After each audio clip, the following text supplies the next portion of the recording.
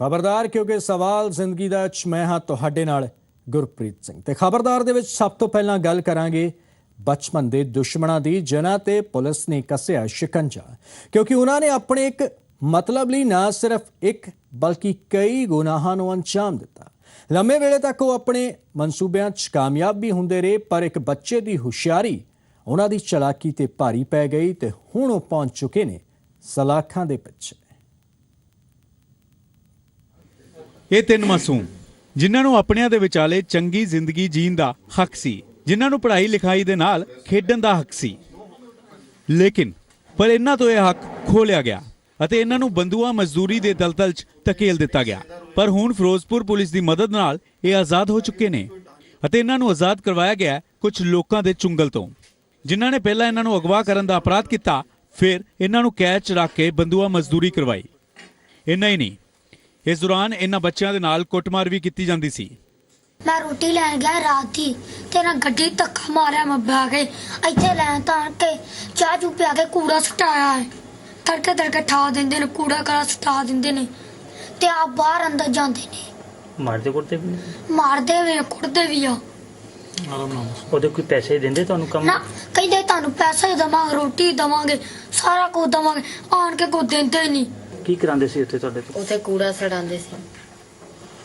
ਕਿੰਨੀ ਚਿਰ ਤੋਂ? 2 ਸਾਲ ਹੋ ਗਏ ਨੇ। ਕੋਈ ਪਗਾਰ ਦਿੰਦੇ ਸੀ ਤੁਹਾਨੂੰ? ਹਾਂਜੀ, ਕੋਈ ਪੈਸਾ ਵਗੈਰਾ ਦਿੰਦੇ ਸੀ? ਨਹੀਂ ਦਿੰਦੇ ਸੀ।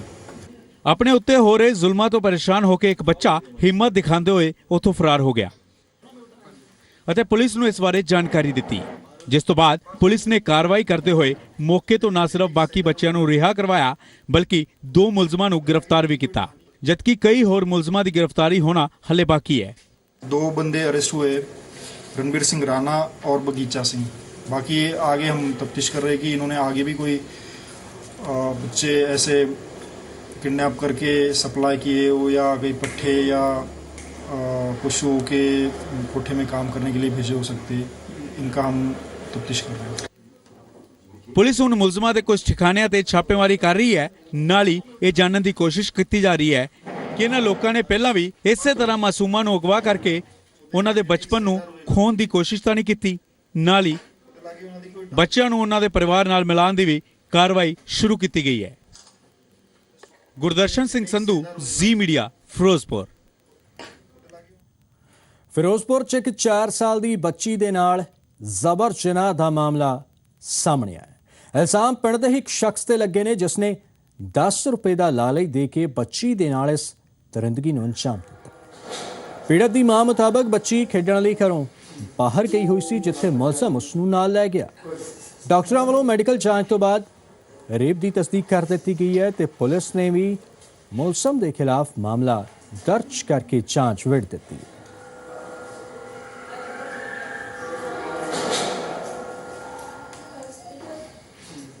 ਜਿਹੜੇ ਖੇਡਦੇ ਸੀ ਉਹਨਾਂ ਨੂੰ 10 ਰੁਪਏ ਕਹਿੰਦਾ ਵੀ ਦੇਣਾ ਤੇ ਆਓ ਤੁਹਾਨੂੰ ਚੀਜ਼ਾਂ ਲੈ ਕੇ ਦੇਣਾ, ਅੱਗੇ ਵੀ ਦਿੰਦਾ ਸੀ ਤੇ ਉਹ ਨਾਲ ਲੈ ਗਿਆ। ਨਾਲ ਲੈ ਕੇ ਤੇ ਥੋੜੀ ਦੇਰ ਬਾਅਦ ਬੱਚੀ ਜਿਹੜੀ ਰੋਂਦੀ ਹੋਈ ਆਈ ਘਰੇ, ਫਿਰ ਇਹ ਹਸਪਤਾਲ ਲੈ ਕੇ ਗਏ, ਹਸਪਤਾਲ ਦਾਖਲ ਹੈ।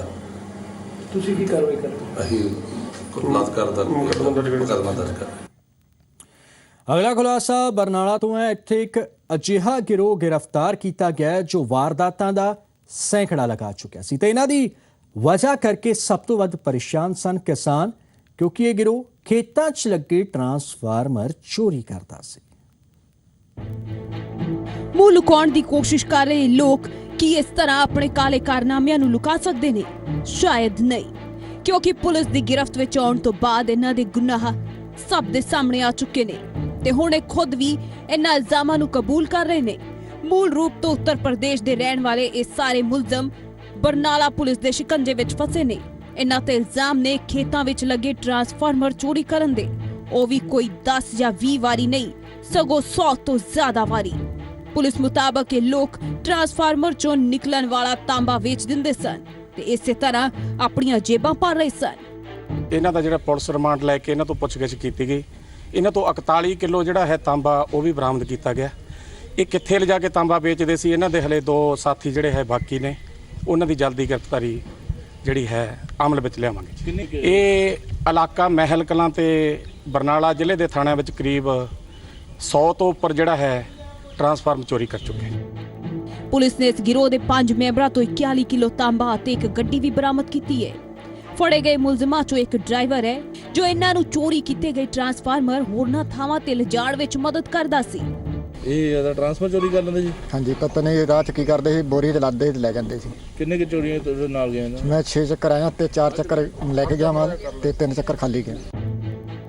ਇਹ ਮੁਲਜ਼ਮ ਚੋਰੀ ਕੀਤੇ ਗਏ ਟਰਾਂਸਫਾਰਮਰ ਕਿਸ ਨੂੰ ਅਤੇ ਕਿੱਥੇ ਵੇਚਦੇ ਸਨ, ਇਸ ਦੀ ਪੜਤਾਲ ਪੁਲਿਸ ਕਰ ਰਹੀ ਹੈ। ਉੱਥੇ ਹੀ ਇਸ ਗੈਂਗ ਦੇ 2 ਹੋਰ ਮੈਂਬਰਾਂ ਦੀ ਵੀ ਪੁਲਿਸ ਨੂੰ ਭਾਲ ਹੈ। ਸਿਰਫ ਬਰਨਾਲਾ ਜ਼ਿਲ੍ਹੇ ਵਿੱਚ ਹੀ ਚੋਰੀ ਦੀ ਇੰਨੀਆਂ ਵਾਰਦਾਤਾਂ ਨੂੰ ਅੰਜਾਮ ਦੇਣ ਵਾਲਾ ਇਹ ਗੈਂਗ ਹੁਣ ਪੁਲਿਸ ਦੀ ਗਿਰਫਤ ਵਿੱਚ ਆ ਚੁੱਕਾ ਹੈ ਅਤੇ ਇਸ ਨਾਲ ਨਾ ਸਿਰਫ ਪੁਲਿਸ ਸਗੋਂ ਆਮ ਲੋਕਾਂ ਦੇ ਲਈ ਵੀ ਰਾਹਤ ਦੀ ਖਬਰ ਹੈ। ਨਿਊਜ਼ ਡੈਸਕ ਰਿਪੋਰਟ ਜ਼ੀ ਮੀਡੀਆ।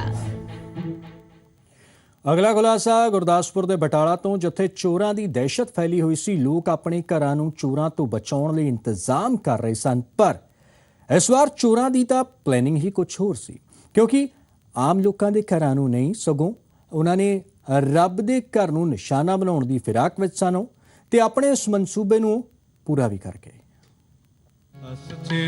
ਕਹਿੰਦੇ ਨੇ ਕਿ ਜਦੋਂ ਕਿਸੇ ਦਾ ਈਮਾਨ ਡੋਲਦਾ ਹੈ ਤਾਂ ਫਿਰ ਉਹ ਕਿਤੇ ਵੀ ਕਿਹੋ ਜਿਹੀ ਵੀ ਵਾਰਦਾਤ ਨੂੰ ਅੰਜਾਮ ਦੇ ਜਾਂਦਾ ਹੈ।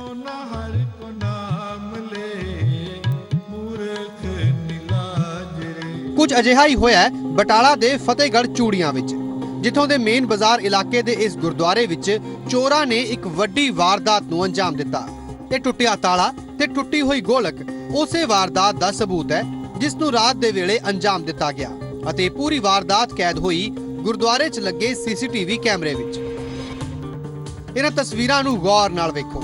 ਇਹਨਾਂ ਵਿੱਚ 2 ਨੌਜਵਾਨ ਜਿਨ੍ਹਾਂ ਨੇ ਆਪਣਾ ਚਿਹਰਾ ਨਕਾਬ ਨਾਲ ਢੱਕਿਆ ਹੋਇਆ ਅਤੇ ਇੱਕ ਡੰਡੇ ਦੇ ਸਹਾਰੇ ਉਹ ਗੋਲਕ ਨੂੰ ਤੋੜਨ ਦੀ ਕੋਸ਼ਿਸ਼ ਕਰ ਰਹੇ ਨੇ।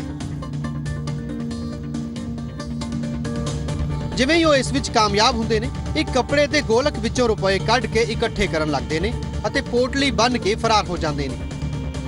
ਚੋਰੀ ਦੀ ਇਸ ਪੂਰੀ ਵਾਰਦਾਤ ਨੂੰ ਰਾਤ ਦੇ ਤਕਰੀਬਨ 1 ਵਜੇ ਅੰਜਾਮ ਦਿੱਤਾ ਗਿਆ। ਸਵੇਰੇ ਜਦੋਂ ਵਾਰਦਾਤ ਦਾ ਖੁਲਾਸਾ ਹੋਇਆ ਤਾਂ ਲੋਕਾਂ ਵਿੱਚ ਵੀ ਇਸ ਦੇ ਪ੍ਰਤੀ ਕਾਫੀ ਗੁੱਸਾ ਵੇਖਣ ਨੂੰ ਮਿਲਿਆ। ਚੋਰਾਂ ਨੇ ਗੋਲਕ ਤੋੜ ਕੇ 40 ਤੋਂ 45 ਹਜ਼ਾਰ ਰੁਪਏ ਕੱਢ ਕੇ ਲੈ ਗਏ ਨੇ। ਇਸ ਦੀ ਪੁਲਿਸ ਕੋਲ ਵੀ FIR ਦਰਜ ਕਰਵਾ ਦਿੱਤੀ ਗਈ ਹੈ।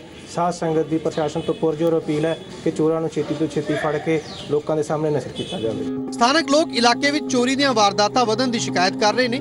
ਉੱਥੇ ਪੁਲਿਸ ਮਾਮਲਾ ਦਰਜ ਕਰਕੇ ਮੁਲਜ਼ਮਾਂ ਦੀ ਭਾਲ ਕਰਨ ਵਿੱਚ ਰੁੱਝੀ ਹੈ। ਜਿਹੜਾ ਗੁਰਦੁਆਰਾ ਸਾਹਿਬ ਦੇ ਗ੍ਰੰਥੀ ਵੱਲੋਂ ਸਾਨੂੰ ਕੰਪਲੇਂਟ ਕਰਨ ਤੇ FIR ਲੌਜ ਕੀਤੀ ਗਈ ਹੈ। ਉਮੀਦ ਹੈ ਜਲਦੀ ਉਹਨਾਂ ਬੰਦਿਆਂ ਨੂੰ ਜਿਹੜਾ ਗ੍ਰਿਫਤਾਰ ਕੀਤਾ ਜਾਊਗਾ। ਚੋਰਾਂ ਦੀ ਭਾਲ ਕੀਤੀ ਜਾ ਰਹੀ ਹੈ, ਪਰ ਧਾਰਮਿਕ ਅਸਥਾਨ ਤੇ ਜਿੱਥੇ ਲੋਕ ਰੱਬ ਤੋਂ ਆਪਣੀਆਂ ਗਲਤੀਆਂ ਦੀ ਮਾਫੀ ਮੰਗਣ ਜਾਂਦੇ ਨੇ, ਉਸੇ ਥਾਂ ਤੇ ਚੋਰੀ ਵਰਗੀ ਵਾਰਦਾਤ ਨੂੰ ਅੰਜਾਮ ਦੇਣਾ ਬੇਹੱਦ ਸ਼ਰਮਨਾਕ ਹੈ ਅਤੇ ਨਾਲ ਹੀ ਇਹ ਗੱਲ ਵੀ ਸਾਬਤ ਕਰਦੀ ਹੈ ਕਿ ਗੁਰਦੁਆਰਾ ਸਾਹਿਬ ਦੀ ਸੁਰੱਖਿਆ ਲਈ ਸਿਰਫ CCTV ਹੀ ਕਾਫੀ ਨਹੀਂ ਨੇ। ਅਜੈ ਮਹਾਜਨ, ਜ਼ੀ ਮੀਡੀਆ, ਗੁਰਦਾਸਪੁਰ।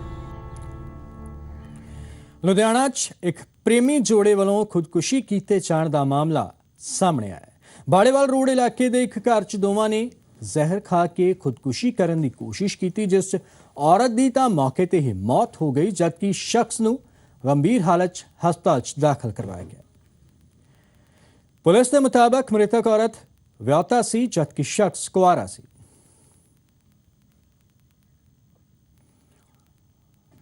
ਸੋ ਪ੍ਰੇਮੀ ਜੋੜੇ ਨੇ ਜ਼ਹਿਰ ਖਾ ਕੇ ਖੁਦਕੁਸ਼ੀ ਦੀ ਕੋਸ਼ਿਸ਼ ਕੀਤੀ ਸੀ, ਜਿਸ ਦੇ ਵਿੱਚ ਔਰਤ ਦੀ ਤਾਂ ਮੌਤ ਹੋ ਗਈ, ਪਰ ਸ਼ਖਸ ਨੂੰ ਗੰਭੀਰ ਹਾਲਤ 'ਚ ਹਸਪਤਾਲ 'ਚ ਦਾਖਲ ਕਰਵਾਇਆ ਗਿਆ। ਹਰਿਆਣਾ ਦੇ ਵਿੱਚ ਨਸ਼ੀਲੀਆਂ ਦਵਾਈਆਂ ਦਾ ਵਪਾਰ ਕਰਨ ਵਾਲਿਆਂ ਦੇ ਖਿਲਾਫ ਸਿਹਤ ਮਹਿਕਮੇ ਵੱਲੋਂ ਸਖਤੀ ਵਰਤੀ ਜਾ ਰਹੀ ਹੈ। ਕਈ ਵਾਰ ਸਿਹਤ ਮਹਿਕਮਾ ਮੈਡੀਕਲ ਸਟੋਰ ਤੇ ਛਾਪੇਮਾਰੀ ਵੀ ਕਰ ਚੁੱਕਿਆ ਤੇ ਸ਼ਾਇਦ ਇਸੇ ਵਜ੍ਹਾ ਕਰਕੇ ਸਿਰਸਾ ਤੋਂ ਸਾਹਮਣੇ ਆਈਆਂ ਕੁਝ ਅਜਿਹੀਆਂ ਤਸਵੀਰਾਂ ਜਿਸ ਨੇ ਹਰ ਕਿਸੇ ਨੂੰ ਹੈਰਾਨ ਕਰ ਦਿੱਤਾ ਹੈ।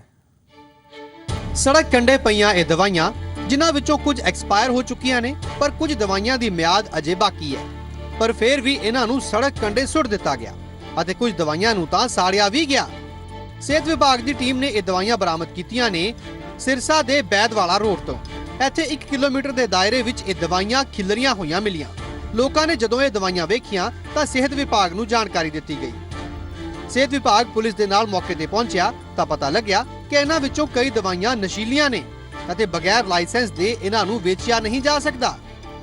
ਫਿਲਹਾਲ ਪੁਲਿਸ ਨੇ ਅਣਪਛਾਤੇ ਲੋਕਾਂ ਦੇ ਖਿਲਾਫ ਮਾਮਲਾ ਦਰਜ ਕਰਕੇ ਜਾਂਚ ਸ਼ੁਰੂ ਕਰ ਦਿੱਤੀ ਹੈ ਤੇ ਦਵਾਈਆਂ ਨੂੰ ਜਾਂਚ ਦੇ ਲਈ ਭੇਜ ਦਿੱਤਾ ਗਿਆ ਹੈ। सेक्टर में जो ये 60 फुट का रोड है, इसके ऊपर कुछ दवाइयाँ नशीली बिखरी हुई पड़ी हैं।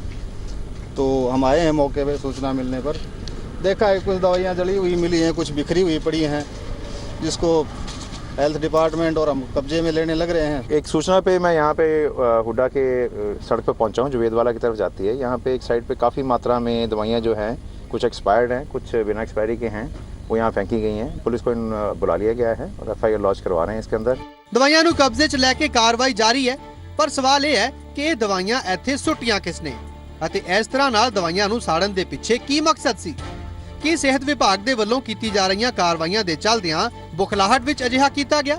ਫਿਲਹਾਲ ਇਹਨਾਂ ਸਵਾਲਾਂ ਦੇ ਜਵਾਬ ਲੱਭੇ ਜਾਣੇ ਬਾਕੀ ਨੇ। ਵਿਜੇ ਕੁਮਾਰ, ਜ਼ੀ ਮੀਡੀਆ, ਸਿਰਸਾ। ਹਰਿਆਣਾ 'ਚ ਬੇਖੌਫ ਬਦਮਾਸ਼ਾਂ ਦੇ ਹੌਸਲੇ ਇੰਨੇ ਬੁਲੰਦ ਨੇ ਕਿ ਉਹ ਰੋਜ਼ਾਨਾ ਕਿਤੇ ਨਾ ਕਿਤੇ ਜਾਨਲੇਵਾ ਹਮਲਿਆਂ ਦੀਆਂ ਵਾਰਦਾਤਾਂ ਨੂੰ ਅੰਜਾਮ ਦੇ ਰਹੇ ਨੇ, ਪਰ ਪੁਲਿਸ ਉਹਨਾਂ ਨੂੰ ਰੋਕਣ 'ਚ ਨਾਕਾਮ ਸਾਬਤ ਹੋ ਰਹੀ ਹੈ। ਇੱਕ ਦਿਨ ਪਹਿਲਾਂ ਹੀ ਅਜਿਹੀ ਵਾਰਦਾਤ ਯਮੁਨਾ ਨਗਰ ਤੋਂ ਸਾਹਮਣੇ ਆਈ ਸੀ ਤੇ ਹੁਣ ਮਾਮਲਾ ਸਾਹਮਣੇ ਆਇਆ ਕਰਨਾਲ ਤੋਂ। ਕੱਲ ਅਤੇ ਅੱਜ ਦੀਆਂ ਇਹ ਦੋ ਤਸਵੀਰਾਂ ਹਰਿਆਣਾ ਵਿੱਚ ਗੁੰਡਾ ਰਾਜ ਹੋਣ ਦੀਆਂ ਤਸਦੀਕ ਕਰਨ ਦੇ ਲਈ ਕਾਫੀ ਨੇ। ਯਮੁਨਾ ਨਗਰ ਵਿੱਚ ਬਦਮਾਸ਼ ਹੱਥਾਂ ਵਿੱਚ ਹਥਿਆਰ ਲੈ ਕੇ ਘੁੰਮਦੇ ਨੇ ਅਤੇ ਕੁਝ ਨੌਜਵਾਨਾਂ ਉੱਤੇ ਜਾਨਲੇਵਾ ਹਮਲਾ ਕਰਦੇ ਨੇ ਅਤੇ ਇੱਧਰ ਕਰਨਾਲ ਵਿੱਚ ਕਾਰ ਸਵਾਰ ਬਦਮਾਸ਼ਾਂ ਨੇ ਇੱਕ 27 ਸਾਲ ਦੇ ਨੌਜਵਾਨ ਨੂੰ ਆਪਣਾ ਨਿਸ਼ਾਨਾ ਬਣਾਇਆ। ਵਾਰਦਾਤ ਉਸ ਵੇਲੇ ਦੀ ਹੈ ਜਦੋਂ ਪਿੰਡ ਮੰਗਲੋਰਾ ਦਾ ਰਹਿਣ ਵਾਲਾ ਜਤਿੰਦਰ ਮਧੂਬਨ ਇਲਾਕੇ ਵਿੱਚ ਘੁੰਮ ਰਿਹਾ ਸੀ। ਉਸ ਵੇਲੇ ਕਾਰ ਵਿੱਚ ਸਵਾਰ ਕੁਝ ਬਦਮਾਸ਼ਾਂ ਨੇ ਜਤਿੰਦਰ ਨੂੰ ਗੋਲੀ ਮਾਰ ਦਿੱਤੀ ਅਤੇ ਫਰਾਰ ਹੋ ਗਏ। ਗੋਲੀ ਜਤਿੰਦਰ ਦੀ ਪਿੱਠ ਵਿੱਚ ਲੱਗੀ ਅਤੇ ਵਾਰਦਾਤ ਤੋਂ ਬਾਅਦ ਇਸ ਦੀ ਜਾਣਕਾਰੀ ਵੀ ਜ਼ਖਮੀ ਜਤਿੰਦਰ ਨੇ ਖੁਦ ਪੁਲਿਸ ਨੂੰ ਫੋਨ ਕਰਕੇ ਦਿੱਤੀ। ਫਿਰ ਪੁਲਿਸ ਨੇ ਮੌਕੇ ਤੇ ਪਹੁੰਚ ਕੇ ਪੀੜਤ ਨੂੰ ਸਰਕਾਰੀ ਹਸਪਤਾਲ ਪਹੁੰਚਾਇਆ, ਪਰ ਗੰਭੀਰ ਹਾਲਤ ਦੀ ਵਜ੍ਹਾ ਨਾਲ ਉਸ ਨੂੰ ये पता चला था कि हम तो सोए हुए थे कि भाई को गोली मार दिया, तो हम अचानक घर से भागे थे, तब तक अंकल वगैरह लेकर उसको हॉस्पिटल में आ गए। पुलिस के मुताबिक ये हमला रंजिश का नतीजा हो सकता है, पर असल वजह के बारे में अजे तक खुलासा नहीं हो सकिया। फिलहाल पुलिस ने मामला दर्ज कर कार्रवाई शुरू कर दी है। कोई दुश्मनी की बात अभी ऐसे सामने नहीं, अभी कुछ सामने नहीं है। जब तक ये खुद नहीं बताएगा तब तक कुछ नहीं कह सकते। हमलावर कौन सन इस दे बारे विच हुण तक पता नहीं लग सकिया है, वजह कोई भी होवे, पर सवाल यह है कि आखिर एक किहो जिही कानून व्यवस्था जिथे गुंडे शरेआम हत्थां विच हथियार लैके लोकां नूं गोली मार दिंदे ने अते पीड़तां नूं मिलदा है तां सिर्फ कार्रवाई दा भरोसा। करमजीत सिंह, जी मीडिया, करनाल। ਉਹ ਅੱਧੀ ਰਾਤ ਨੂੰ ਆਏ ਅਤੇ ਇੱਕ ਸ਼ਖਸ ਨੂੰ ਗੋਲੀ ਮਾਰ ਕੇ ਫਰਾਰ ਹੋ ਗਏ ਤੇ ਕਿਸੇ ਨੂੰ ਨਹੀਂ ਪਤਾ ਕਿ ਉਹਨਾਂ ਦਾ ਮਕਸਦ ਕੀ ਸੀ, ਕਿ ਉਹ ਸਿਰਫ ਕਤਲ ਕਰਨ ਆਏ ਸਨ ਜਾਂ ਫਿਰ ਵਜ੍ਹਾ ਕੁਝ ਹੋਰ ਸੀ। ਪਰ ਇਸ ਖੌਫਨਾਕ ਵਾਰਦਾਤ ਤੋਂ ਬਾਅਦ ਬਰਨਾਲਾ ਦੇ ਪਿੰਡ ਵਜੀਦਕੇ ਕਲਾਂ 'ਚ ਸਹਿਮ ਦਾ ਮਾਹੌਲ ਹੈ। ਦਹਿਸ਼ਤ ਦੇ ਨਿਸ਼ਾਨ ਨੇ ਉਸ ਖੂਨੀ ਵਾਰਦਾਤ ਦੇ ਬਾਅਦ ਦੇ ਜਿਸ ਨੂੰ ਰਾਤ ਦੇ ਹਨੇਰੇ ਵਿੱਚ ਅੰਜਾਮ ਦਿੱਤਾ ਗਿਆ। ਵਾਰਦਾਤ ਬਰਨਾਲਾ ਦੇ ਪਿੰਡ ਵਜੀਦਕੇ ਕਲਾਂ ਦੀ ਹੈ, ਜਿੱਥੇ ਇਸ ਪੈਟਰੋਲ ਪੰਪ ਤੇ ਆਏ ਬੇਖੌਫ ਬਦਮਾਸ਼ਾਂ ਨੇ ਇੱਕ ਸ਼ਖਸ ਦਾ ਕਤਲ ਕਰ ਦਿੱਤਾ। ਵਾਰਦਾਤ ਤਕਰੀਬਨ ਰਾਤ 12 ਵਜੇ ਦੀ ਹੈ, ਜਦੋਂ ਕਾਰ ਸਵਾਰ ਕੁਝ ਬਦਮਾਸ਼ ਇਸ ਪੈਟਰੋਲ ਪੰਪ ਤੇ ਬਣੇ ਕਮਰੇ ਵਿੱਚ ਦਾਖਲ ਹੋਏ। ਪਹਿਲਾਂ ਤਾਂ ਉਹਨਾਂ ਨੇ ਸੁਖਚੈਨ ਸਿੰਘ ਨਾਂ ਦੇ ਸ਼ਖਸ ਦੇ ਨਾਲ ਕੁੱਟਮਾਰ ਕੀਤੀ, ਪਰ ਜਿਵੇਂ ਹੀ ਉਸ ਦਾ ਦੋਸਤ ਹਰਪ੍ਰੀਤ ਉਸ ਦੇ ਕੋਲ ਆਇਆ, ਬਦਮਾਸ਼ਾਂ ਨੇ ਉਸ ਨੂੰ ਗੋਲੀ ਮਾਰ ਦਿੱਤੀ। ਗੋਲੀ ਹਰਪ੍ਰੀਤ ਦੀ ਅੱਖ ਵਿੱਚ ਲੱਗੀ ਤੇ ਉਸ ਦੀ ਮੌਕੇ ਤੇ ਹੀ ਮੌਤ ਹੋ ਗਈ। ਕਰੀਬ 12:30 ਵਜੇ ਜੀ 4 ਜਾਣੇ ਸੀਗੇ ਮੁੰਡੇ ਜੀ, ਮਤਲਬ ਕਿ 30 ਸਾਲ ਦੀ ਉਮਰ ਤੋਂ ਥੱਲੇ ਸੀਗੇ ਜੀ। ਜਾ ਕੇ ਉਹਨਾਂ ਨੇ ਪਹਿਲਾਂ ਤਾਂ ਮੈਨੂੰ ਦਬੋਚਿਆ ਜੀ, ਉੱਟ ਗਾਲਾਂ ਕੱਢਣ ਲੱਗੇ ਮਾਂ ਭੈਣਾਂ ਦੀਆਂ ਜੀ। ਮੁੜ ਕੇ ਮੈਂ ਜਦੋਂ ਉਹਨਾਂ ਨੂੰ ਉਠਾਇਆ, ਮੈਂ ਇੱਕੋ ਦਮ ਉੱਠ ਖੜਿਆ ਜੀ। ਮੈਂ ਇੱਕੋ ਦਮ ਚੀਕਾਂ ਛੱਡਦੀਆਂ ਵੀ ਆ ਜਾ, ਵੀ ਦੂਜੇ ਮੁੰਡੇ ਨੂੰ ਆਵਾਜ਼ ਮਾਰੀ ਵੀ ਆ ਜਾ ਹੈਪੀ, ਆ ਜਾ ਹੈਪੀ। ਜਦੋਂ ਉਹ ਮੁੰਡਾ ਉੱਧਰੋਂ ਡੈਂਡਕਾ ਲੈ ਕੇ ਆਇਆ ਜੀ, ਨਾਲ ਦੀ ਨਾਲ ਉਹਦੇ ਫਾਇਰ ਮਾਰੇ ਜੀ ਮੁੰਡੇ ਜੀ। ਉਹ ਮੁੰਡੇ ਤੇ ਫਾਇਰ ਮਾਰਨ ਸਾਰ ਇੱਕ ਬੋਲਿਆ, ਕਹਿੰਦਾ ਵੀ ਪੰਗਾ ਪੈ ਗਿਆ, ਉਹ ਨਾਲ ਦੀ ਨਾਲ ਮੁੜ ਕੇ ਬਾਹਰ ਭੱਜੇ ਜੀ। ਪੁਲਿਸ ਨੇ ਮੌਕੇ ਦਾ ਮੁਆਇਨਾ ਕਰਨ ਦੇ ਬਾਅਦ ਅਣਪਛਾਤੇ ਲੋਕਾਂ ਖਿਲਾਫ ਮਾਮਲਾ ਦਰਜ ਕਰ ਰਿਹਾ ਹੈ, ਪਰ ਹਾਲੇ ਤੱਕ ਮੁਲਜ਼ਮਾਂ ਦੇ ਬਾਰੇ ਕੋਈ ਖੁਲਾਸਾ ਨਹੀਂ ਹੋ ਸਕਿਆ ਤੇ ਨਾ ਹੀ ਇਸ ਕਤਲ ਦੀ ਵਾਰਦਾਤ ਨੂੰ ਅੰਜਾਮ ਦੇਣ ਦਾ ਮਕਸਦ ਪਤਾ ਲੱਗ ਸਕਿਆ ਹੈ। ਹਾਲ ਦੀ ਘੜੀ ਜਿਹੜਾ ਅਸੀਂ ਸਾਰੇ ਜਿਹੜੀ ਆ ਜੋ ਮਤਲਬ ਕਿ ਅਸੀਂ ਵਰਕ ਕਰ ਰਹੇ ਹਾਂ, ਉਹ ਸਾਰੇ ਪਹਿਲੂਆਂ ਤੇ ਸਾਰੇ ਐਸਪੈਕਟਸ ਦੇ ਉੱਪਰ ਉਹਨੂੰ ਅਸੀਂ ਐਨਾਲਿਸਿਸ ਕਰ ਰਹੇ ਹਾਂ, ਲੇਕਿਨ ਅਜੇ ਫਿਲਹਾਲ ਕੋਈ ਇਹੋ ਜਿਹੀ ਗੱਲਬਾਤ ਨਹੀਂ ਆਈ ਕਿ ਉਹਨਾਂ ਨੇ ਕੋਈ ਲੁੱਟ ਖੋਹ ਦੀ ਮਤਲਬ ਕਿ ਇੰਟੈਂਸ਼ਨ ਦੇ ਨਾਲ ਉਹ ਮਤਲਬ ਕਿ ਵਾਰਦਾਤ ਨੂੰ ਜਿਹੜਾ ਅੰਜਾਮ ਦਿੱਤਾ ਹੋਵੇ। ਪੈਟਰੋਲ ਪੰਪ ਤੇ ਕਤਲ ਦੀ ਇੱਕ ਖੌਫਨਾਕ ਵਾਰਦਾਤ ਨੂੰ ਅੰਜਾਮ ਦਿੱਤਾ ਗਿਆ, ਪਰ ਕੀ ਬਦਮਾਸ਼ ਲੁੱਟ ਦੇ ਮਕਸਦ ਨਾਲ ਆਏ ਸਨ? ਕਿ ਲੁੱਟ ਦੇ ਇਰਾਦੇ ਨਾਲ ਉਹਨਾਂ ਨੇ ਕਤਲ ਕੀਤਾ ਜਾਂ ਫਿਰ ਸਾਜ਼ਿਸ਼ ਦੇ ਤਹਿਤ ਹਰਪ੍ਰੀਤ ਦਾ ਕਤਲ ਕਰਨਾ ਹੀ ਉਸ ਦਾ ਮਕਸਦ ਸੀ? ਇਹ ਸਸਪੈਂਸ ਹਾਲੇ ਬਰਕਰਾਰ ਹੈ। ਅਜੇ ਵਿੱਚ ਪੁਲਿਸ ਹਰ ਐਂਗਲ ਤੋਂ ਜਾਂਚ ਕਰ ਰਹੀ ਹੈ, ਪਰ ਹੈਰਾਨੀ ਦੀ ਗੱਲ ਇਹ ਹੈ ਕਿ ਇਸ ਪੈਟਰੋਲ ਪੰਪ ਤੇ ਕੋਈ ਸੀਸੀਟੀਵੀ ਨਹੀਂ ਲਗਾਇਆ ਗਿਆ ਸੀ। ਨਿਊਜ਼ ਡੈਸਕ ਰਿਪੋਰਟ ਜ਼ੀ ਮੀਡੀਆ। ਦਹਿਸ਼ਤ ਦਾ ਖਤਰਾ ਹਰ ਵੇਲੇ ਮੁਲਕ ਤੇ ਮੰਡਰਾ ਰਿਹਾ ਹੈ, ਪਰ ਕਸ਼ਮੀਰ 'ਚ ਸੁਰੱਖਿਆ ਦਸਤਿਆਂ ਨੇ ਇੱਕ ਵਾਰ ਫਿਰ ਦਹਿਸ਼ਤਗਰਦਾਂ ਦੇ ਨਾਪਾਕ ਮਨਸੂਬੇ ਨਾਕਾਮ ਕਰ ਦਿੱਤੇ। ਕਸ਼ਮੀਰ ਦੇ ਕੁਲਗਾਮ ਜ਼ਿਲ੍ਹੇ 'ਚ ਸੁਰੱਖਿਆ ਦਸਤਿਆਂ ਅਤੇ ਦਹਿਸ਼ਤਗਰਦਾਂ ਦੇ ਵਿਚਾਲੇ ਐਤਵਾਰ ਤੋਂ ਜਾਰੀ ਮੁੱਠਭੇੜ ਆਖਰ ਅੱਜ ਤੜਕੇ ਖਤਮ ਹੋ ਗਈ ਅਤੇ ਇਸ ਦੌਰਾਨ ਸੁਰੱਖਿਆ ਦਸਤਿਆਂ ਨੇ ਹਿਜ਼ਬੁਲ ਮੁਜਾਹਿਦੀਨ ਦੇ ਇੱਕ ਖੁੰਖਾਰ ਦਹਿਸ਼ਤਗਰਦ ਦਾਵੂਦ ਸ਼ੇਖ ਨੂੰ ਮਾਰ ਡਿਗਾਇਆ। ਦਹਿਸ਼ਤਗਰਦਾਂ ਦੇ ਨਾਲ ਸੁਰੱਖਿਆ ਦਸਤਿਆਂ ਦੀ ਮੁੱਠਭੇੜ ਸ਼੍ਰੀਨਗਰ ਤੋਂ 75 ਕਿਲੋਮੀਟਰ ਦੂਰ ਬੂਚਰੂ ਪਿੰਡ ਵਿੱਚ ਹੋਈ। ਸੁਰੱਖਿਆ ਦਸਤਿਆਂ ਨੇ ਇੱਥੇ ਸ਼ੱਕੀ ਸਰਗਰਮੀਆਂ ਦੀ ਜਾਣਕਾਰੀ ਤੋਂ ਬਾਅਦ ਸਰਚ ਆਪਰੇਸ਼ਨ ਚਲਾਇਆ ਸੀ। ਉਸ ਦੌਰਾਨ ਦਹਿਸ਼ਤਗਰਦਾਂ ਨਾਲ ਉਹਨਾਂ ਦਾ ਸਾਹਮਣਾ ਹੋਇਆ। ਸੁਰੱਖਿਆ ਦਸਤਿਆਂ ਨੂੰ ਇਤਲਾ ਮਿਲੀ ਸੀ ਕਿ ਇੱਥੇ ਦਹਿਸ਼ਤਗਰਦ ਲੁਕੇ ਹੋ ਸਕਦੇ ਨੇ, ਜਿਸ ਦੇ ਆਧਾਰ ਉੱਤੇ ਫੌਜ ਅਤੇ ਜੰਮੂ ਕਸ਼ਮੀਰ ਪੁਲਿਸ ਨੇ ਸਾਂਝਾ ਸਰਚ ਆਪਰੇਸ਼ਨ ਚਲਾਇਆ ਅਤੇ ਜਿਵੇਂ ਹੀ ਜਵਾਨ ਪਿੰਡ ਦੇ ਵੱਲ ਵਧੇ, ਦਹਿਸ਼ਤਗਰਦਾਂ ਨੇ ਅੰਨ੍ਹੇਵਾਹ ਫਾਇਰਿੰਗ ਸ਼ੁਰੂ ਕਰ ਦਿੱਤੀ। ਇਸ ਤੋਂ ਬਾਅਦ ਸੁਰੱਖਿਆ ਦਸਤਿਆਂ ਨੇ ਜਵਾਬੀ ਕਾਰਵਾਈ ਵਿੱਚ ਦਹਿਸ਼ਤਗਰਦ ਦਾਵੂਦ ਸ਼ੇਖ ਨੂੰ ਢੇਰ ਕਰ ਦਿੱਤਾ। J&K पुलिस ने एक ऑपरेशन लॉन्च किया, तो इस दौरान एक मिलिटेंट ने पहले ग्रेनेड सिक्योरिटी फोर्स के ऊपर लगाया, उसके बाद एनकाउंटर वहाँ हुआ और दौरान एनकाउंटर एक जंगजू जो एक सरकर्दा कमांडर है हिजबुल मुजाहिदीन का वो हलाक हुआ। इसका नाम है दाऊद अहमद शेख, पिछले 3 साल से सरगर्म था और ये है यहाँ कईमू रेशीपोरा का। ਮਾਰਿਆ ਗਿਆ ਦਹਿਸ਼ਤਗਰਦ ਦਾਵੂਦ ਸ਼ੇਖ ਮੋਸਟ ਵਾਂਟਡ ਸੀ ਅਤੇ ਇਸ ਉੱਤੇ ਕਤਲ ਦੇ ਕਈ ਮਾਮਲੇ ਦਰਜ ਨੇ। ਇਹੀ ਨਹੀਂ, ਦਹਿਸ਼ਤਗਰਦ ਦਾਵੂਦ ਸ਼ੇਖ ਸੋਸ਼ਲ ਨੈਟਵਰਕਿੰਗ ਸਾਈਟਸ ਤੇ ਵੀ ਸਰਗਰਮ ਸੀ ਅਤੇ ਨੌਜਵਾਨਾਂ ਨੂੰ ਗੁੰਮਰਾਹ ਕਰਨ ਦਾ ਕੰਮ ਕਰਦਾ ਸੀ। तो ये काफ़ी किलिंग्स में भी इन्वॉल्व है। हाल ही में इसने यहाँ हमारा एक रिटायर्ड SP है, उसकी भी किलिंग की और एक डिप्टी सरपंच भी इसने मारा।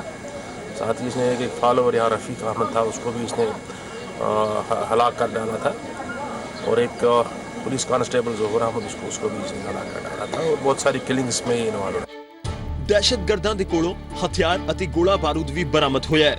ਚਾਹੇ ਮੁੱਠਭੇੜ ਖਤਮ ਹੋ ਗਈ, ਪਰ ਹੁਣ ਵੀ ਇਲਾਕੇ ਵਿੱਚ ਦਹਿਸ਼ਤਗਰਦ ਲੁਕੇ ਹੋਣ ਦਾ ਖਦਸ਼ਾ ਜਤਾਇਆ ਜਾ ਰਿਹਾ ਹੈ। ਖਾਲਿਦ ਹੁਸੈਨ, ਜ਼ੀ ਮੀਡੀਆ, ਸ਼੍ਰੀਨਗਰ। ਤੁਹਾਨੂੰ ਸਾਡਾ ਇਹਦਾ ਪ੍ਰੋਗਰਾਮ ਕਿਹੋ ਜਿਹਾ ਲੱਗਿਆ, ਇਸ ਬਾਰੇ 'ਚ ਆਪਣੇ ਸੁਝਾਅ ਤੁਸੀਂ ਸਾਨੂੰ editorpunjabi@zmedia.slgroup.com ਤੇ ਭੇਜ ਸਕਦੇ ਹੋ। ਤੁਸੀਂ ਸਾਨੂੰ ਆਨਲਾਈਨ ਦੇਖ ਸਕਦੇ ਹੋ zpunjab.com ਤੇ ਨਾਲ ਹੀ ਸੋਸ਼ਲ ਨੈਟਵਰਕਿੰਗ ਸਾਈਟਸ ਫੇਸਬੁੱਕ ਅਤੇ ਟਵਿੱਟਰ ਜ਼ਰੀਏ ਵੀ ਤੁਸੀਂ ਸਾਡੇ ਨਾਲ ਰਾਬਤਾ ਕਾਇਮ ਕਰ ਸਕਦੇ ਹੋ। ਖਬਰਦਾਰ ਵਿੱਚ ਅੱਜ ਦੇ ਲਈ ਇੰਨਾ ਹੀ, ਦਿਓ ਇਜਾਜ਼ਤ।